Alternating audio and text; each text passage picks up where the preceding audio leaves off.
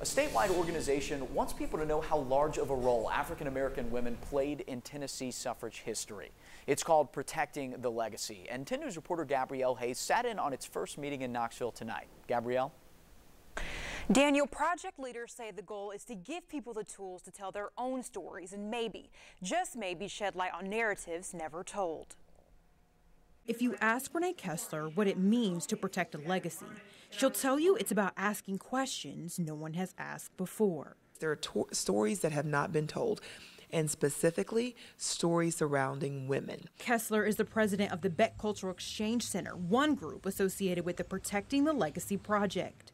It's a statewide, concentrated effort to digitize and document African American women's political history. The project aims to help communities uncover stories of women never told before. Rebecca Price is the CEO of Chick History, one nonprofit at the forefront of the work. But this is Annie Sybil Thomas Jarrett. She was born in West Tennessee. Her parents were born into slavery. Project leaders are holding workshops from Memphis to Knoxville, hoping to recapture lost narratives. Highlighting some extraordinary women, African American women, who played a significant role in history and indeed all parts of history. They're asking people to look through pictures, books, Bibles, and artifacts dated before 1930, hoping to fill in the blanks. And what happens is when there's a void, someone else comes along and tells that story for you. The East Tennessee Historical Society and Humanities Tennessee are also partners in the work. Kessler says it's a mission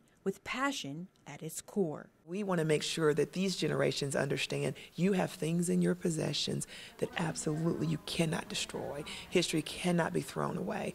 We've got to begin to preserve and conserve that. Protecting the Legacy will hold 3 more workshops here in Knoxville to help people explore their own stories. You can find more info on those dates on our website. Back to you.